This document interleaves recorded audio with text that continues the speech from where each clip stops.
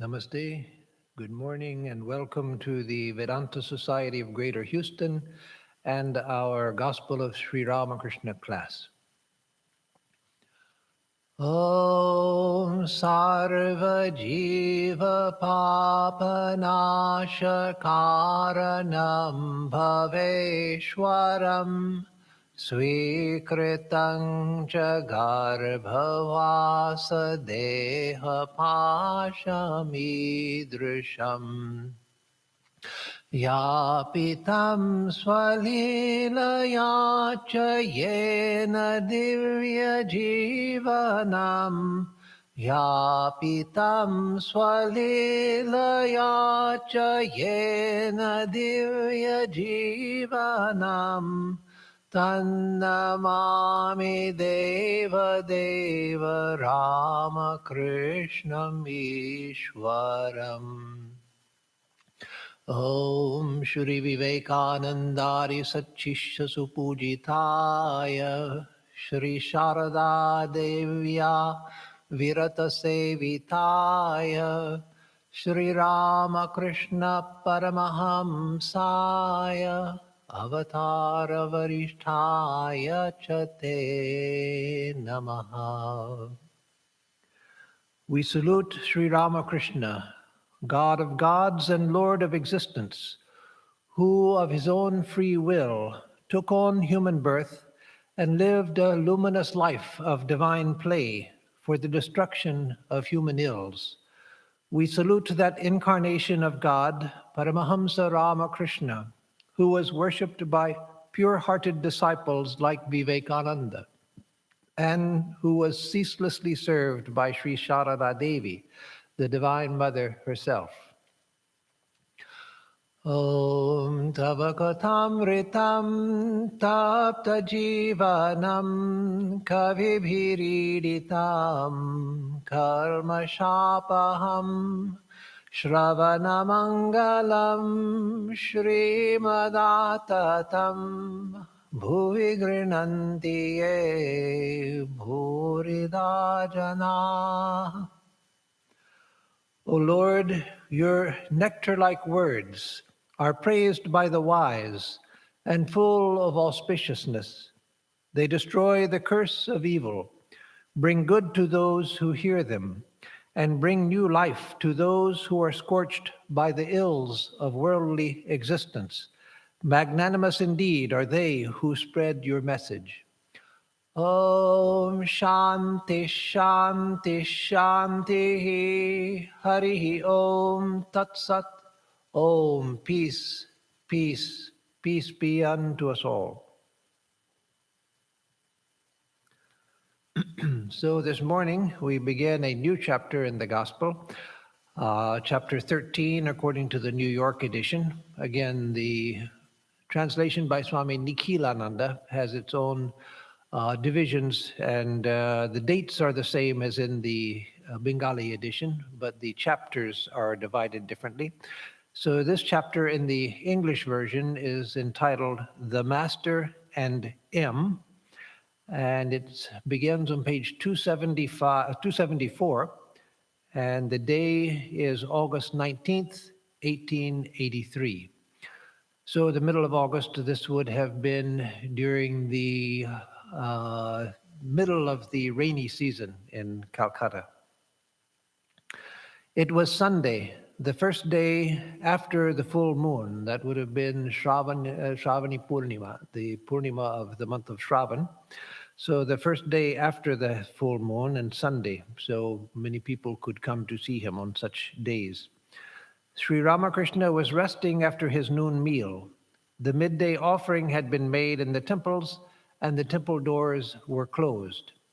So for those of you who don't know, who are not from India, in a temple where food offerings are made, then the food offering is made at noontime or just before noon. And then after the food offering and the puja has been done, then the doors of the temple are closed. The idea is that the deity is to be worshipped as either a guest if it's a temporary worship, like for Durga Puja or Kali Puja, or if it's the deity of the temple as the master or mistress of the home.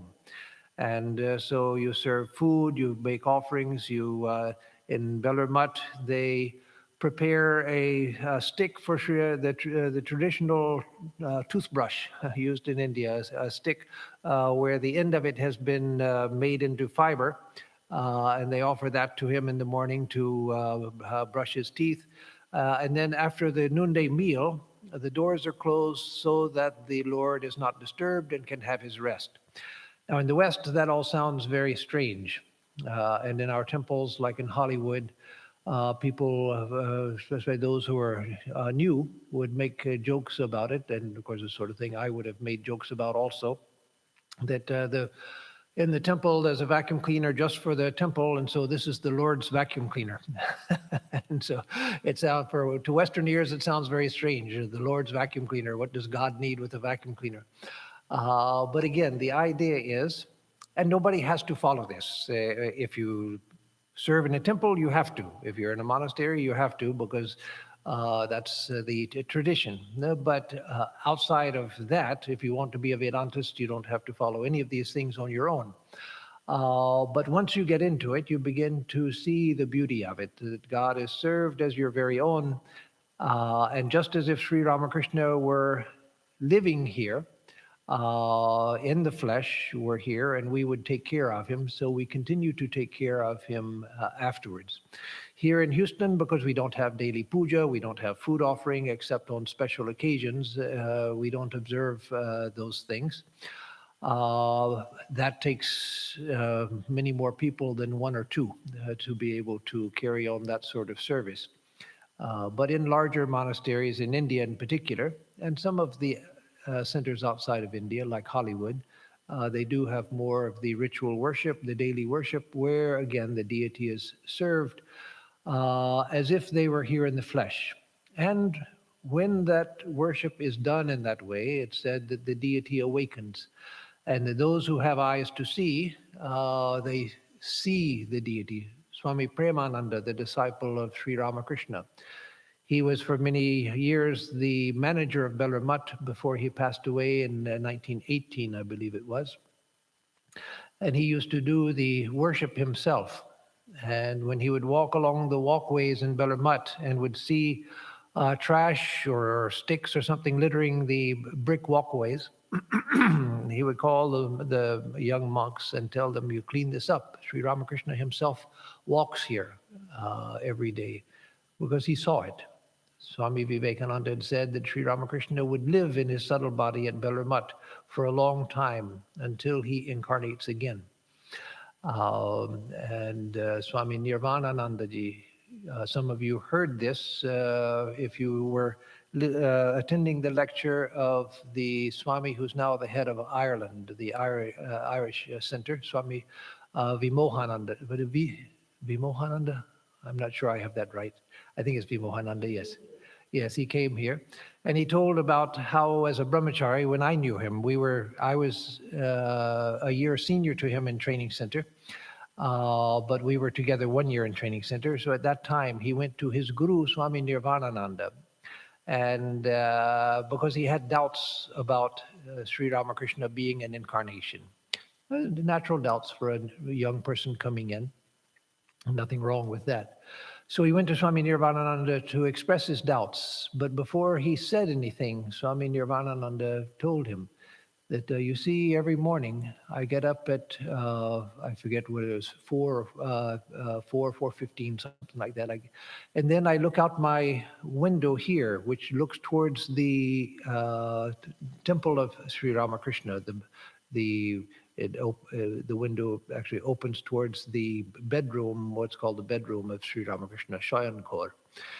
And so I look there and I see at 4:30 every morning, Sri Ramakrishna comes out from the bedroom, stands on the veranda there, and he looks up and down the Ganges. And then he goes back inside. Even workers at Belar Mutt, working in the basement, where the ashes are interred of Sri Ramakrishna, One worker once was completely undone nervously because he saw Sri Ramakrishna when he was in the basement.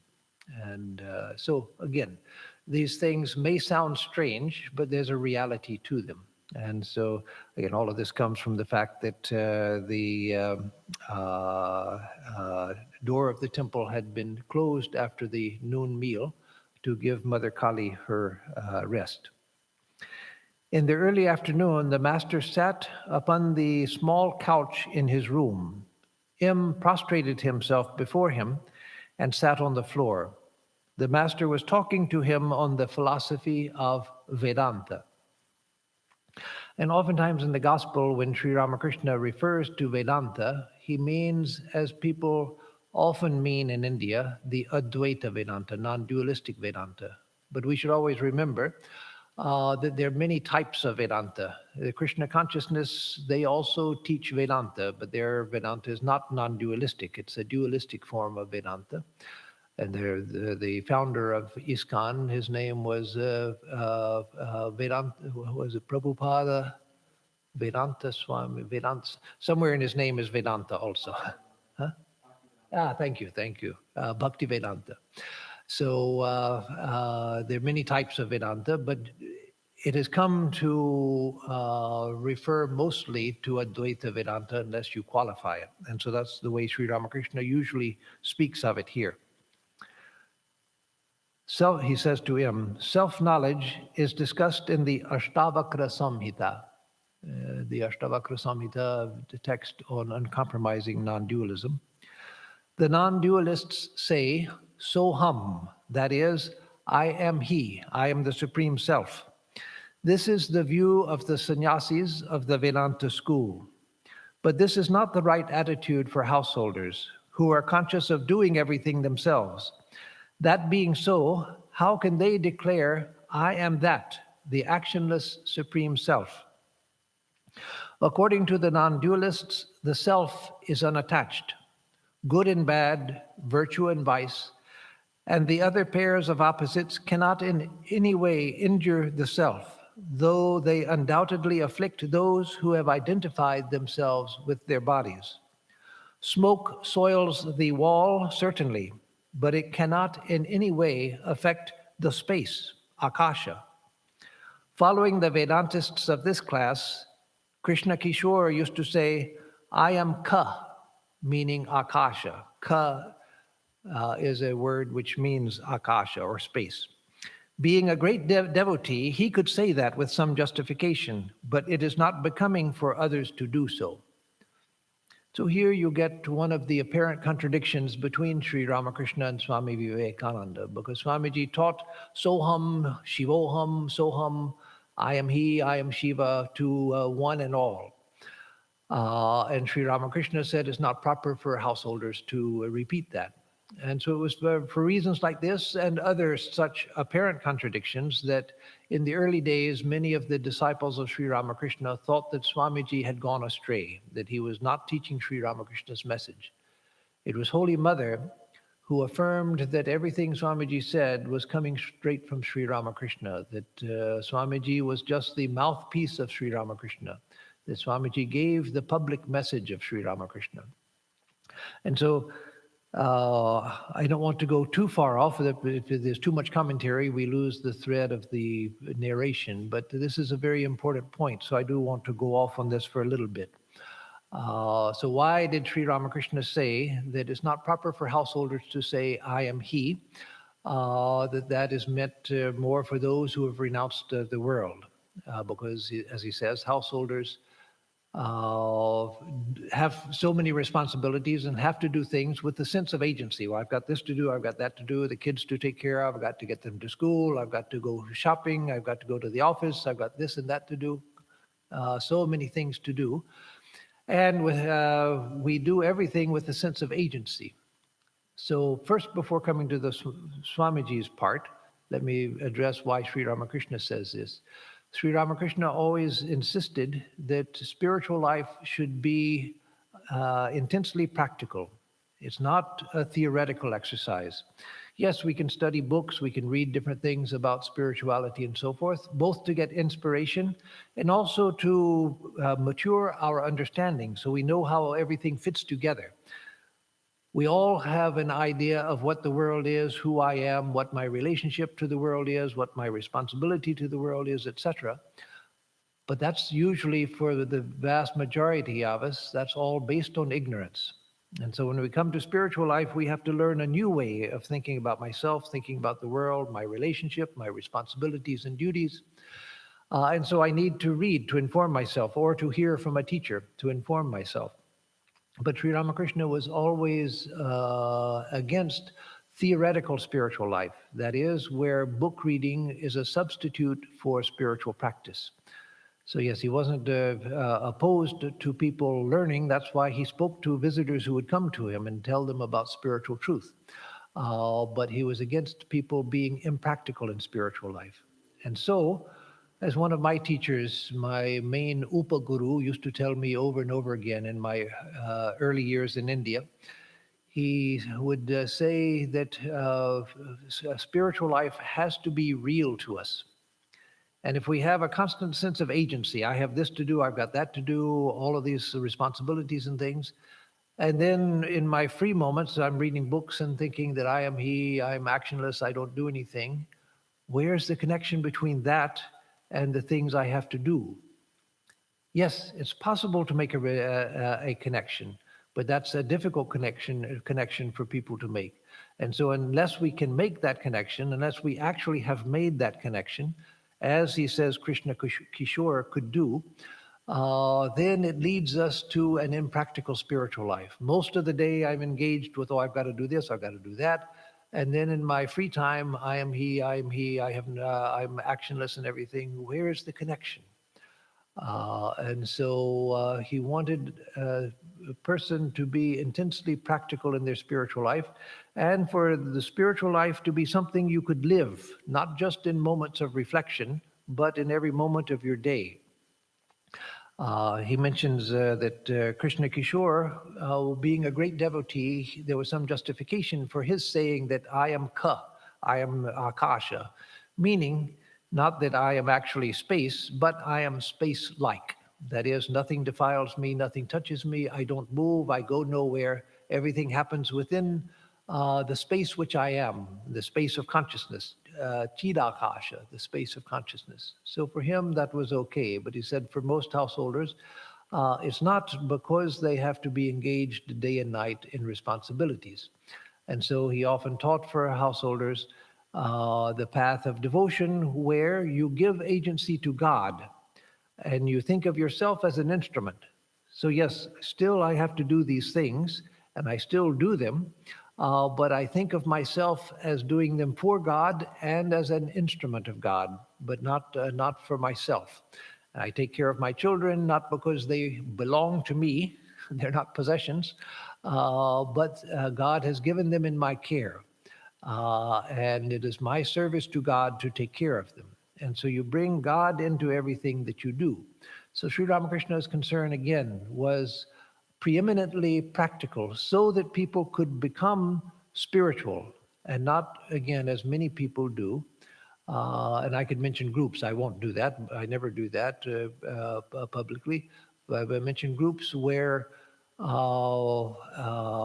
theoretical spiritual life has completely replaced practical spiritual life, where people just sit around talking about ancient books and wonderful ideas and don't do anything with them. So Sri Ramakrishna didn't want that. That's why he's always criticizing mere pundits, scholars. So then Swamiji, why did Swamiji teach, I am he to one and all? And how could Holy Mother say that what Swamiji was saying was the message of Sri Ramakrishna?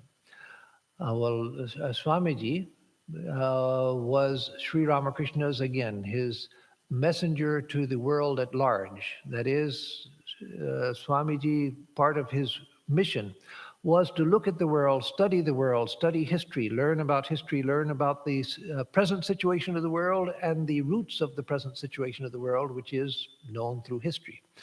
And to see how to apply the message of Sri Ramakrishna and the power of Sri Ramakrishna to present day circumstances.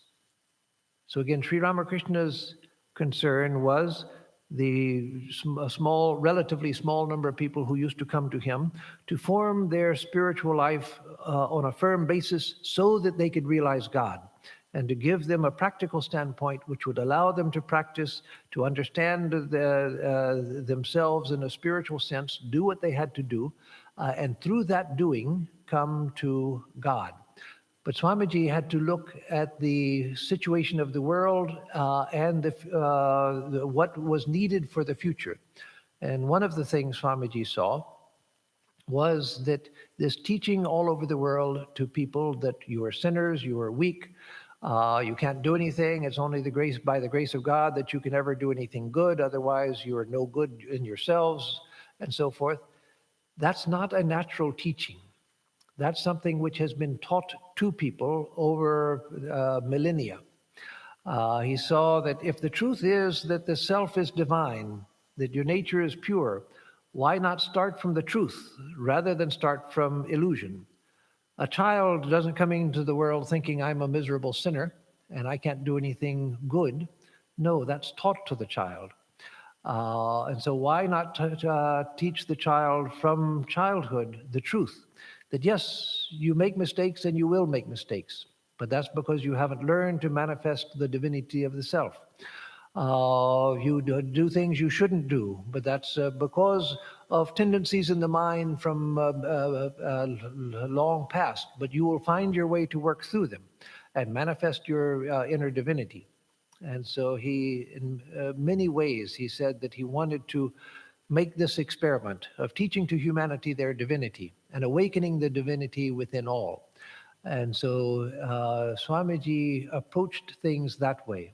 However, he didn't deny what Sri Ramakrishna is saying.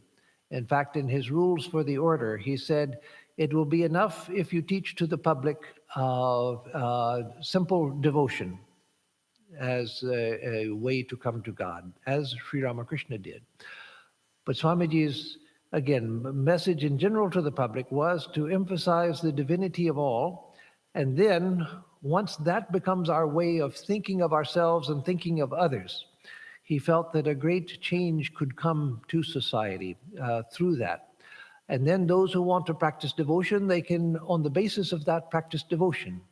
Those who want to practice knowledge, on the basis of that, they can practice knowledge. Those who don't like either but just want to serve, on the basis of that, they can serve. But let that be the foundation of our self-concept. And so that doesn't contradict the path of devotion. I can still recognize that by nature I'm one with God, one with the God of love, but I don't know that yet. I don't know that yet. I still find I don't make good decisions. I still don't know what to do. I don't know how to go forward. I don't know what is best for me. I don't know how to get over the habits that I'm trying to get over that are bothering me and bothering other people. So let me pray to God. Let me surrender to God. I don't know anything. You please take care of me. But underneath that is the new idea that I and God are not separate. I'm not a miserable worm crawling in the mud, hoping for God to pick me up out of the mud because I can't do anything for myself. No, I am one with God. And so I'm not calling on somebody who's far away, a distant power, and I'm this helpless wretch lying here in the mud. No, I'm calling on my own higher self, which I see as objectified, and ask the Divine Mother, the Divine Father, the Divine Friend to come and protect me, give me guidance, because in my present state, I don't know what to do. I have no idea what to do, what I should do, what I should think, where I should go, what I should accept and not accept. So I need your guidance. You guide me. So again, that's not at all contrary to the way that Swami Vivekananda taught. And that is what Sri Ramakrishna taught. So let me just mention, he mentions Krishna Kishore, just a note about Krishna Kishore. He was a great devotee and a devotee of Sri Ramakrishna.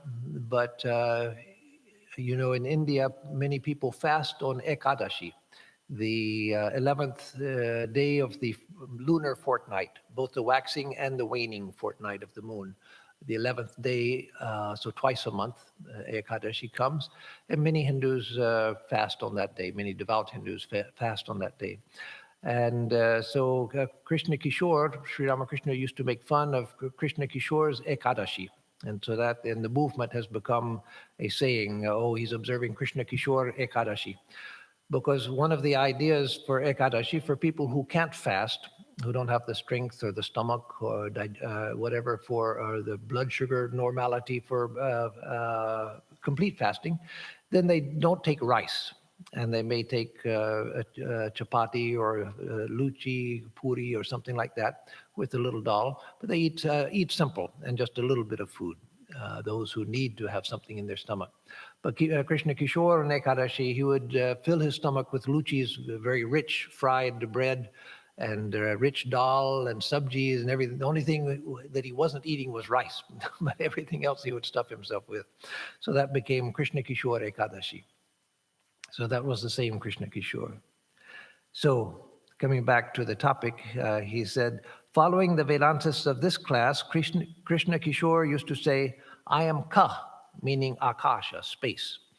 Being a great devotee, he could say that with some justification, but it is not becoming for others to do so.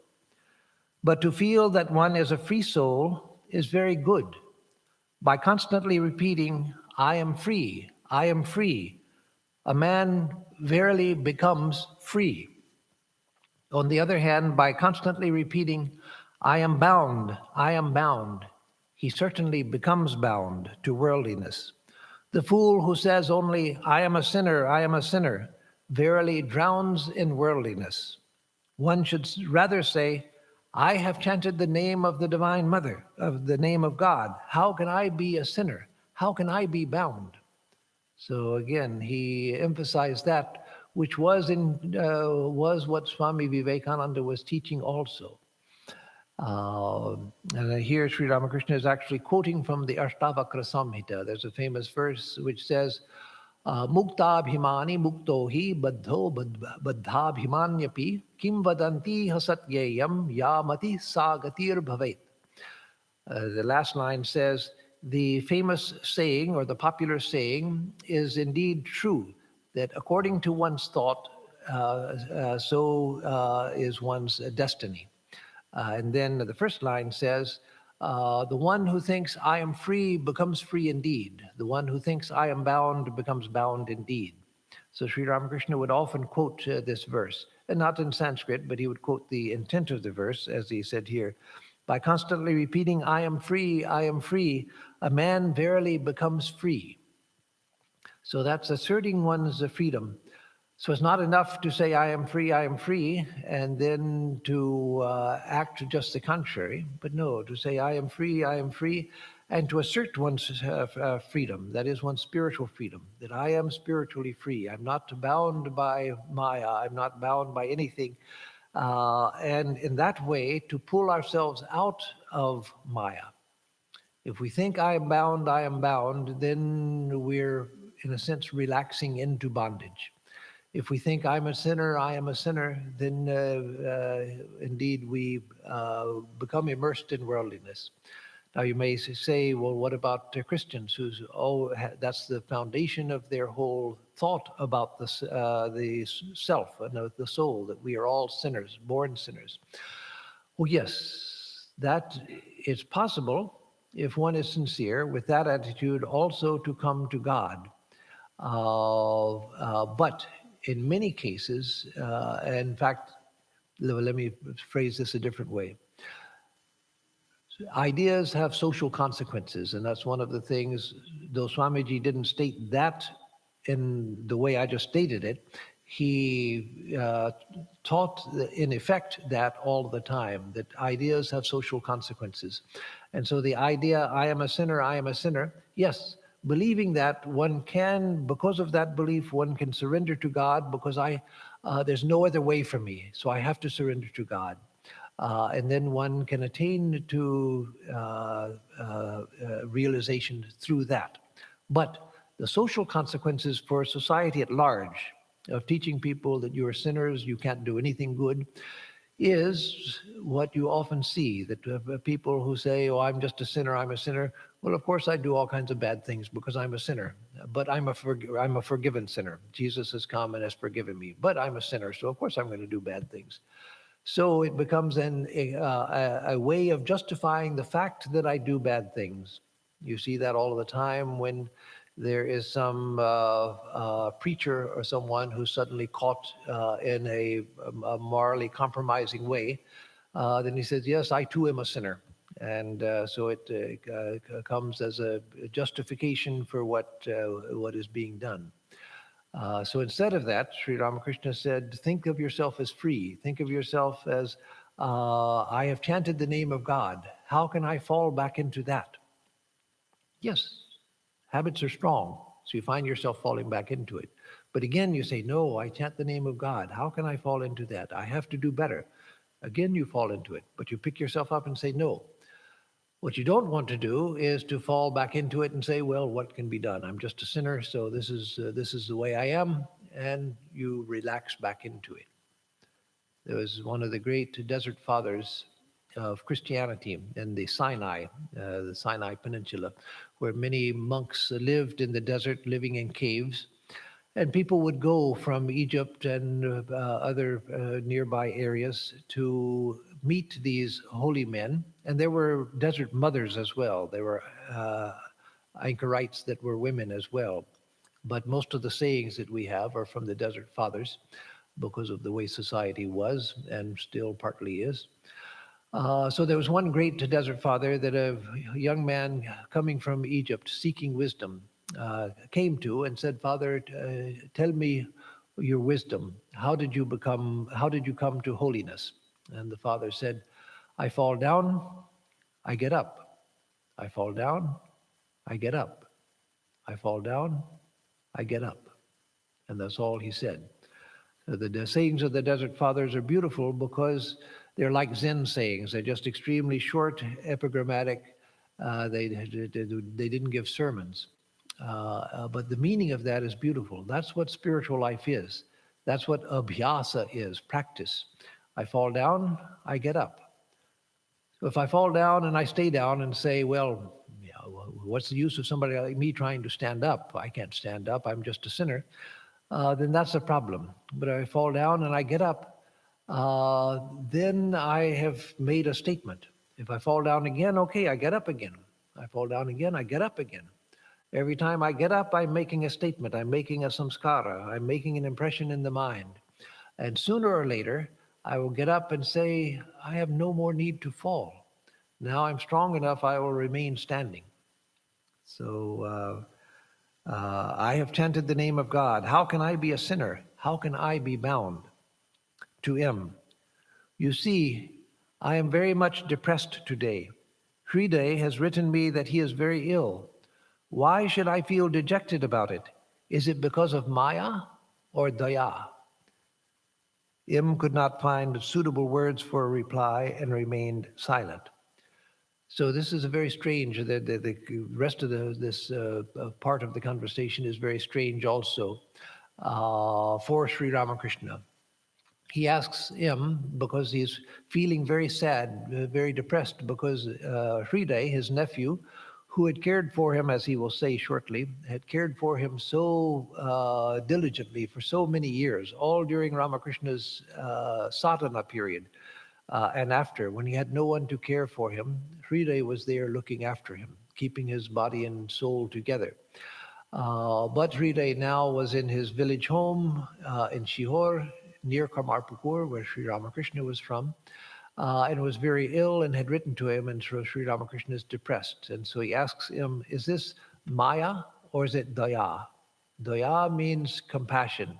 So is it because of my compassion, which is a divine quality, a divine emotion?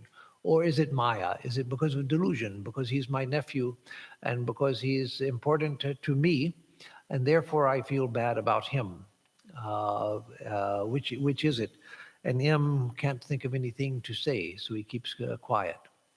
He could, of course, have said, oh, sir, with a great soul like you, certainly it's Daya. But himself was a man of utter sincerity, and so he didn't want to just speak off of the top of his head because Sri Ramakrishna said something, so I'm going to say the nice thing to make him feel better. No, that he knew that that wouldn't work with Sri Ramakrishna, so he just kept quiet. Master, do you know what Maya is? It is attachment to relatives, parents, brothers and sister, wife and children, nephew and niece. Daya means love for all created beings equally. Now, what is this, my feeling about Hriday? Is it Maya or Daya? But Hriday did so much for me. He served me wholeheartedly and nursed me when I was ill. But later he tormented me also. The torment became so unbearable that once I was about to commit suicide by jumping into the Ganges from the top of the embankment. But he did much to serve me. Now my mind will be at rest if he gets some money. But whom shall I ask for it? Who likes to speak about such things to our rich visitors? So again, very strange for Sri Ramakrishna, who always lived in a transcendent realm. But now he's saying that he's feeling depressed because of Hriday and Hriday's troubles. And he's thinking about Hriday and how much Hriday had helped him, how much he had served him, and then also how much he had tormented him. Tormented him to the point where Sri Ramakrishna one day was fed up and was ready to jump into the Ganges and give up his life in the Ganges. Now and then he says, now my mind shall be at rest if Hriday gets some money. Was that because Sri Ramakrishna was attached to money? No, he couldn't even touch money. He wouldn't allow Holy Mother either to save money for him. But it was because he knew that Hriday, without money, Hriday had a wife and children, and he couldn't, he was a householder. He couldn't survive without money. He would be reduced to penury. He would be reduced to the status of a beggar. And so Sri Ramakrishna was concerned about him. And Sri Ramakrishna would never ask others for money for anything, unless it was going somewhere for the carriage hire, and then someone had to pay the carriage hire. But otherwise, he never asked anyone for money, and never for himself. Never asked for anything for himself. So again, it's a very strange paragraph in the context of Sri Ramakrishna's life. And so as I say, when such things, and there are many such things that you come across in the life of Sri Ramakrishna, Holy Mother, Swamiji, everything about them and their teachings has to be understood against the whole context of their spiritual life. Now, if this were all that we knew about Sri Ramakrishna, we would think, well, what kind of holy man is that? But we know so much more, so much that when we read this, it sounds very strange. But we have to remember that, as Shankaracharya said, an illumined soul appears in different ways, sometimes as a mad person, sometimes as a ghoul or a ghost, sometimes as a great pundit or scholar, sometimes as a fool, sometimes as a child. And so Sri Ramakrishna would often be in a childlike state. And so sometimes he knew exactly what was what. His mind, when it was in his other state, then there was a glory and a transcendence about everything that he did and said. At other times, he would be like a child of the Divine Mother, and not knowing what was what. At 2 or 3 o'clock in the afternoon, Adhar Sen and Balaram arrived, two close devotees of Sri Ramakrishna. After saluting Sri Ramakrishna, they sat on the floor and asked him if he was well. The master said, "Yes, I am well physically, but a little troubled in mind." He did not refer to Hriday and his troubles. So again, he admits that I am troubled in mind.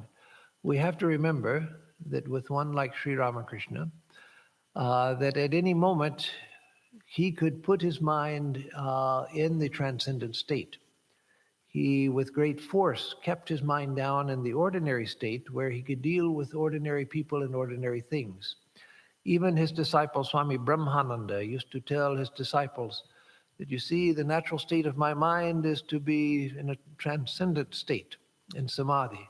I have to bring it down several levels before I can see your faults and correct you. Otherwise, in my normal state, I see everything as divine. And so Sri Ramakrishna himself would force his mind down into this plane where he could interact with people. And it was in that plane where, because he had himself brought his mind to this plane, where he could be bothered by things like Hriday and bothered by people like Hazara, his other, a more distant relative, but a relative of his, who also used to bother him. So the conversation turned to the goddess Simhavahini. Simhavahini is a form of Durga. She who rides on the lion is the meaning of the name, Simhavahini. Master. Yes, I visited the goddess. She is worshipped by one of the branches of the Malik family of Calcutta. This branch of the family is now in straitened circumstances, and the house they live in is dilapidated. The walls and floor are spotted with moss and pigeon droppings, and the cement and plaster are crumbling. But other branches of the Malik family are well off. This branch has no signs of prosperity. To him, well, what does it signify? And again, M remained silent. Master, the thing is that everyone must reap the result of his past karma. One must admit the influence of tendencies inherited from past births and the result of the prarabdha karma. Nevertheless, in that dilapidated house, I saw the face of the goddess radiating a divine light. One must believe in the divine presence in the image. So that's an extraordinary thing also, that this family, the Malik family, they worshipped Simhavahini, the goddess, and yet they had fallen into poor times. And those who have been to a place like Calcutta and anywhere in the tropics, you'll know exactly the description of what Sri Ramakrishna is talking about, where the walls and the floor have become spotted with moss and lichens and pigeon droppings, a sign that nothing is being taken care of. Everything is falling apart. They no longer have money to pay servants to come and keep everything clean and to keep everything in repair, and they themselves can't do it. And so in a big house, everything is beginning to crumble. The cement is beginning to crumble. Trees are beginning to grow in cracks in the cement and the bricks, beginning the process of breaking the structure down, which you see so often in the tropics. And yet he says that there in that house, which is falling down, he saw the Simhavahini, the goddess who is worshipped still by the family at this time when he's speaking. He saw the radiant living face of the Divine Mother. So the Divine Mother was there in the image. The family is still worshiping her, and yet they're in such circumstances. And so one has to recognize that it is possible, even for one who worships God, and that's what I want to go on about this, because this is what Sri Ramakrishna is going to say, but just to finish the thought, that it's possible for one who worships God and worships sincerely to fall into dire circumstances. And so that's why he says that everyone must reap the results of their past karma, prarabdha, that is the karma which brought us into this life and which has to be experienced before this life ends, must be experienced. We can't avoid it. So the Master, the thing is that everyone must reap the result of past karma. One must admit the influence of tendencies inherited from past births and the result of the prarabdha karma. Nevertheless, in that dilapidated house, I saw the face of the goddess radiating a divine light. One must believe in the divine presence in the image. Once I went to Vishnupur. Vishnupur is between Calcutta and his home, Kamarpukur. The Raja of that place has several fine temples. In one of them, there is an image of the Divine Mother called Mrinmoy. Mrinmoy means she who is made out of clay, so a clay image. The Divine Mother is sometimes called Chinmoy, made out of consciousness, because Her image may be Mrinmoy, made of clay, but the deity herself, who manifests in the image, is Chinmoy, made of consciousness. There are several lakes near the temple known as the Lal Bandh, Krishna Bandh, and so on. In the water of one of the lakes, I could smell the ointments that women use for their hair. How do you explain that? I didn't know at that time that the women devotees offer ointments to the goddess Mrinmoy while visiting her temple. Near the lake, I went into samadhi, though I had not yet seen the image in the temple. In that state, I saw the divine form from the waist up, rising from the water. So let me tell the tale of this temple. You can find it here in the Gospel on page 797. 797 is the story. But there was a great landlord. In fact, let me find it, yes, Ranjit Rai, that's it. Ranjit Rai, he was a great landlord, and he was a great worshiper of the Divine Mother. And he prayed to the Divine Mother that she be born as his child. And he had a daughter that he was convinced was the goddess.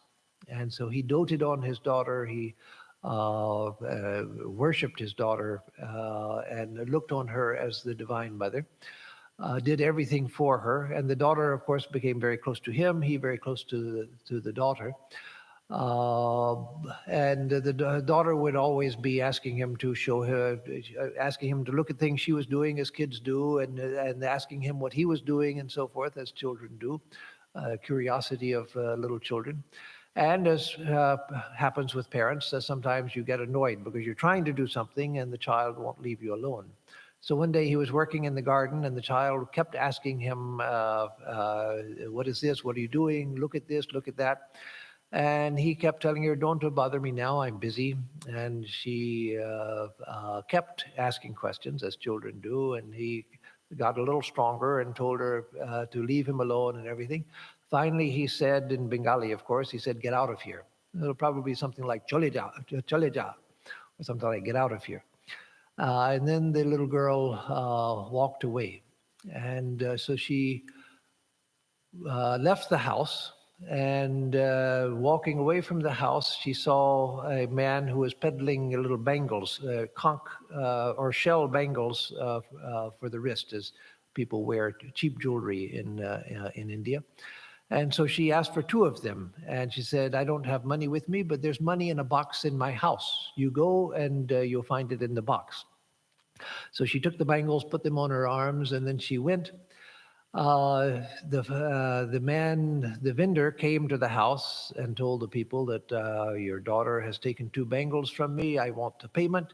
And they were confused. Where did you see her? They said, well, I'll tell you, but I need the money. She said the money is in such and such a box. And so they went and found the box where the girl had said it would be and opened it, and the money was there.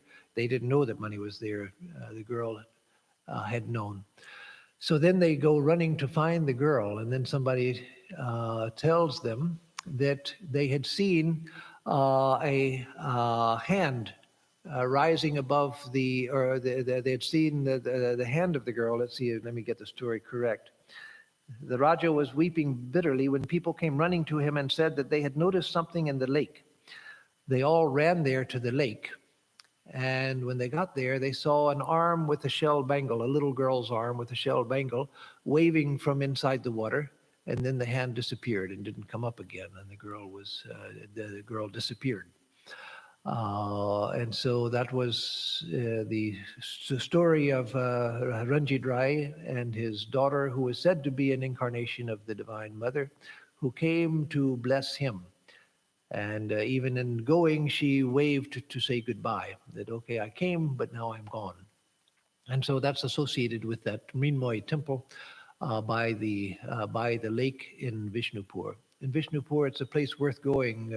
Those of you who go to India sometimes and go to eastern India or Bengal, but have never been, they're beautiful old temples.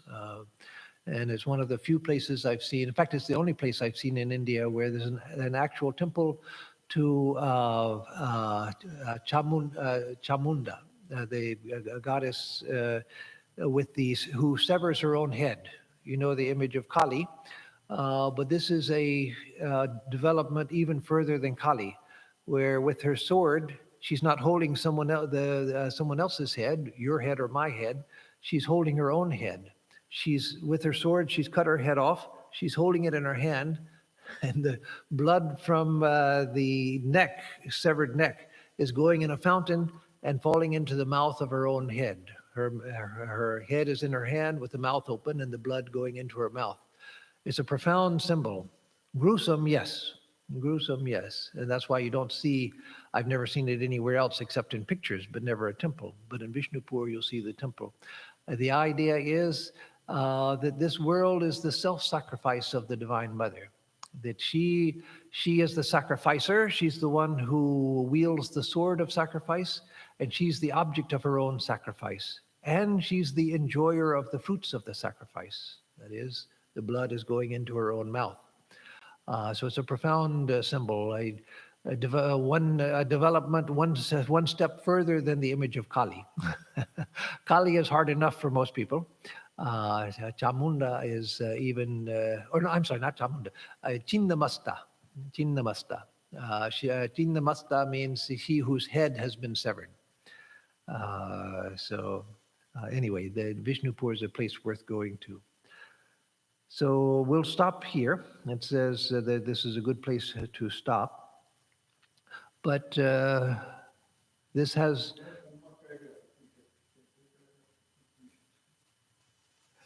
In the meantime, other devotees had arrived. No. Yeah, no, we'll stop here. So we'll continue next time. And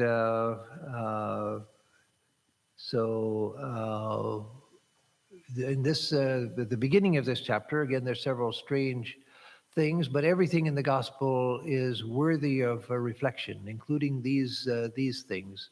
Holy Mother once was asked, "Mother, do you always remember your divine status?" And she said, "I have so many things to do. How can I always have that in mind? But whenever I want it, it's there in a moment."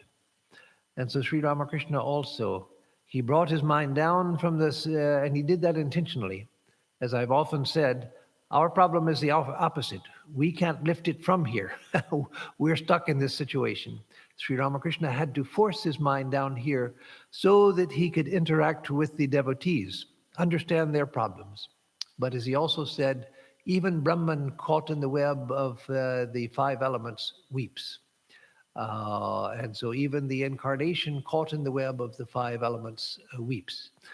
That's the connection with the idea of the idea of Christ's life, Jesus's life, that the incarnation enters into, of course, in the Christian theology, forget all of that because that carries it in a different direction. But just the life itself, as far as we know the life and see the life and Jesus's own sayings, that Jesus took on the sufferings of humanity in order to lift humanity up.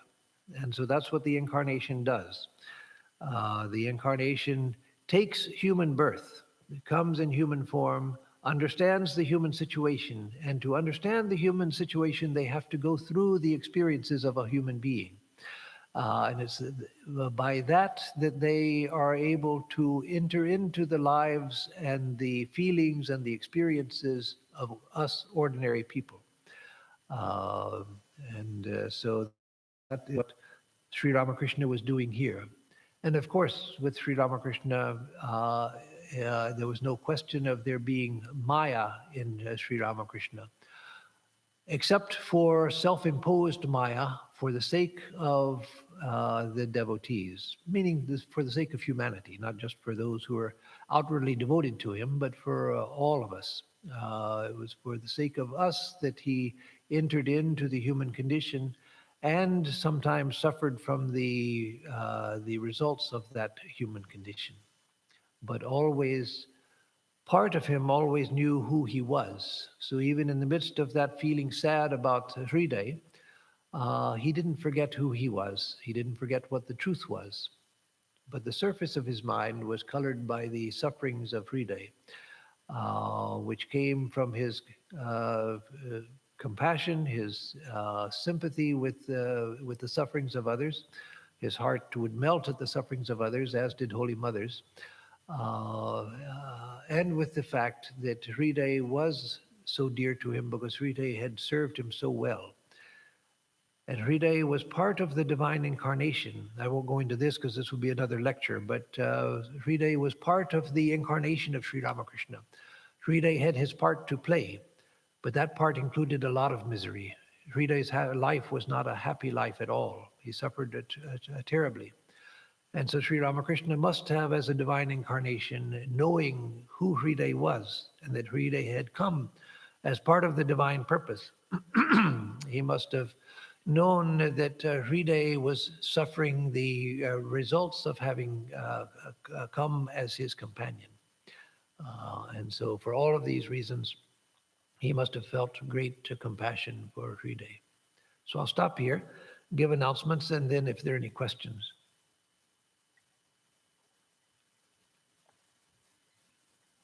So for announcements,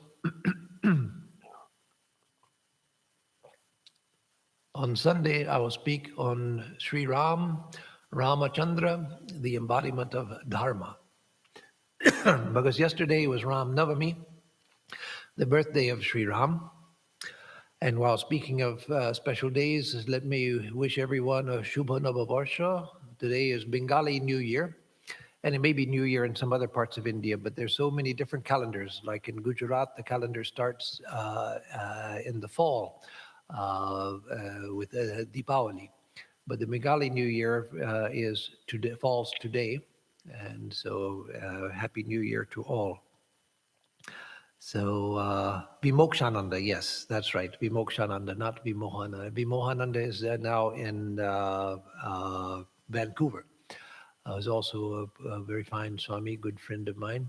But Vimokshananda is a long-time friend of mine, and he's in Ireland. So he's the one who told about going to Swami Nirvanananda and asking him, or wanting to ask him about the incarnation of Sri Ramakrishna, but Nirvanananda told him before he even asked. Are there any spiritual practices which can mitigate the effects of prarabdha karma? Yes, certainly. All spiritual practices mitigate the effects of prarabdha karma. Any act of devotion, any spiritual practice mitigates it. The technical idea behind that, the mitigating power of spiritual practice, is that the results of karma have to be experienced. But by practicing spiritual discipline, you are working away at your exhausting karma itself through your spiritual practice. The very process of tapasya, grinding the wheel of spiritual practice, getting up every day and going to meditation even when you don't want to go to meditation, getting up even though you don't want to get up, you'd much rather stay in bed. Getting up and trying to meditate even when the mind won't cooperate and the mind is going all over the place and you're just futile with the apparent futility. You're trying to bring the mind under control. You are burning up karma by doing that.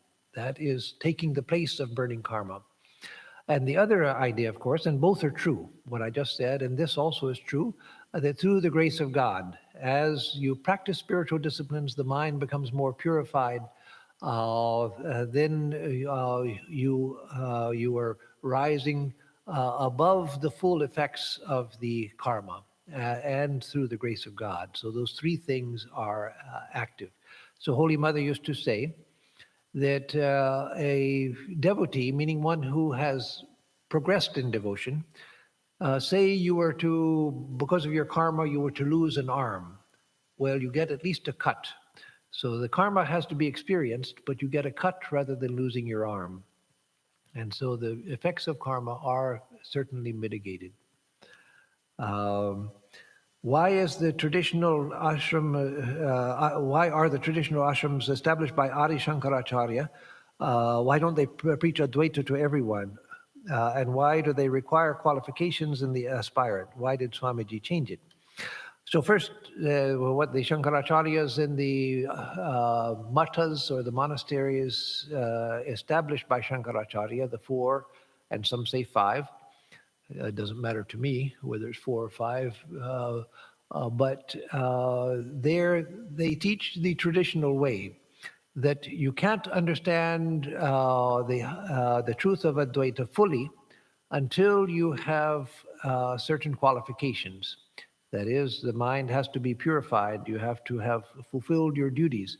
You have to attain to a self-control over the mind and body. But then they also add certain traditional social requirements, like being a Brahmin, being male, etc. They may relax that some now, but only a little bit, and that's only recently that they are beginning to relax that some. That was a social restriction, not a spiritual restriction, as Swami Vivekananda explained. And so Swamiji says in his lecture on discipleship, given in San Francisco in 1900, he says that unless these qualifications, not the social ones about being a Brahmin and being a male, those were set aside for a good reason, because they were purely social.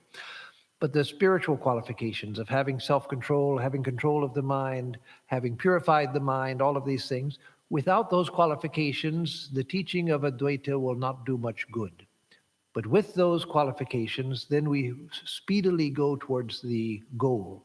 But Swamiji changed it. He said that teach this truth to one and all, to everybody, to the sweeper, to the fisherman, to the scholar, to everybody. Teach them the divinity of the self, because he said this is the truth. And it's selfishness that we think that nobody can understand it but me, people like me. And so we withhold it from society. He said, if it's the truth, it will do good. He admitted that, yes, in the beginning it may cause some disturbance in society if everyone goes around thinking I am God. But in time they will come to understand it. They'll learn how to assimilate the idea. And society itself will learn how to assimilate the idea. So he said, if it's the truth, why not give people the water of truth instead of feeding them ditch water? When the river of life is flowing by, the knowledge of Advaita, when it's flowing by, and instead of giving them that, you want to give them ditch water. Oh, you're all sinners, you're no good, you are worthless, and so forth. Why do that? So again, to attain to the experience of Advaita, we have to fulfill those qualifications other than the social qualifications, the actual psychological, spiritual qualifications. But Swamiji said, this knowledge of Advaita, this knowledge of non-dualism, this knowledge that I am the pure luminous self, it will help a fisherman be a better fisherman, a student be a better student, a lawyer be a better lawyer, a businessman be a better businessman. And eventually, he says, it will help them to realize the Supreme Self. So he believed that the knowledge of Advaita would help people in their everyday life. If I believe that all power is within me, then that gives me a confidence. It gives me a foundation for believing I can do. I can. Yes, there are obstacles. Yes, there's resistance inside of me. Yes, there's resistance outside. But I can. The power is there. I just have to learn to manifest it, so let me do it. But if I'm taught from the time I'm a child, you're a sinner, you're no good, you can't do anything except by God's grace, and that God may give it or may not give it, and why would he give it to a worthless person like you? The general corollary to the teaching that you're all sinners. Then that takes away the very motivation to strive for virtue, to strive for perfection, to strive for advancement.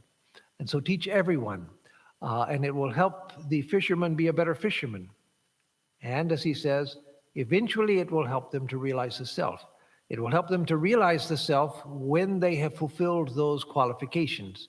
But even now it will help them because it will give them a different idea of self. It will give them a different idea of the world. It will give them a different idea of their relationship to the world. And that, he felt, would usher in a new society. Hriday was his relative to him. Was it Maya and not Daya? So, yes, Hriday was his relative. But did Sri Ramakrishna only feel sorry for Hriday? Was it only for Hriday that Sri Ramakrishna felt sorry? So daya, compassion, doesn't mean that I should feel compassionate for one and all, except for my relatives, because that's Maya. No, that's not daya. Daya means I should feel compassion for everyone. Maya means that I only feel for my own people. I don't feel for others.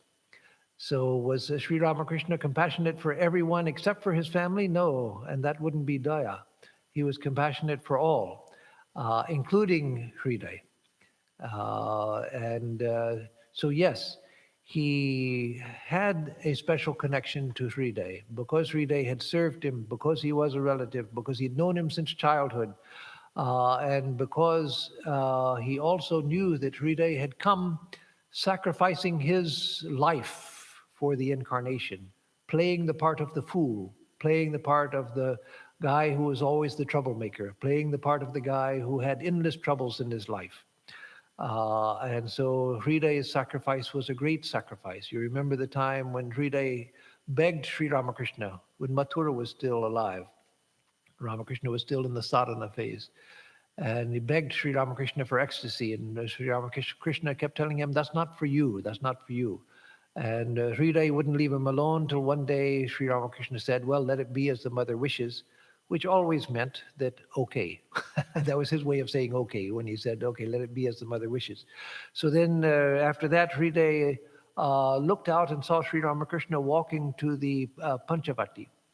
And he saw that Sri Ramakrishna was made of light, that he wasn't even walking on the ground. He was just a being of, his form was there, but he was just a light moving towards the Panchavati, a divine light. So he saw his face and everything, but the rest of him melted into divine light. And then Hriday looked at himself and saw that he too was the same divine light. And then he called out to Sri Ramakrishna and said, oh, Ramakrishna, that which you are, I am also. We are the same. Let us go from country to country saving souls. And Ramakrishna said, be quiet, fool, be quiet. I'm in ecstasy day and night, and I don't make such a fuss. You have a little taste of it, and you're making such a fuss. Go back to your old dull self again. And so once again, Hriday saw that that vision had disappeared. But for the moment, he saw that he was a part of Sri Ramakrishna, manifested for the play of the incarnation. And so would Sri Ramakrishna not feel for Hriday and his sufferings? So no, that wasn't Maya. Oh, another comment, okay. Oh, another one has come from Kyle, yes.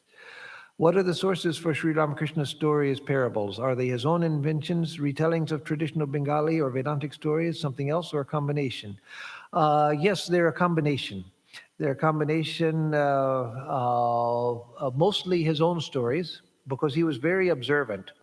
And because of the spiritual nature of his mind, when he would see something, immediately a spiritual connection would be shown. So many of the parables are his own. Some of them are traditional, and some he probably heard in the village and so forth, and from the jatras and the plays and things he'd seen as a child. For instance, the image of the salt doll, he often says that if a salt doll goes to measure the depth of the ocean, it melts into the ocean and it can't fathom the depth of it. And so if the soul thinks, I'm going to know Brahman and measure Brahman, I'm going to know Brahman and find out what Brahman is, you attain to Brahman and you dissolve into Brahman. Then who is to know whom? Who is to know whom? There's no one left to measure, just as the salt doll melts into the ocean.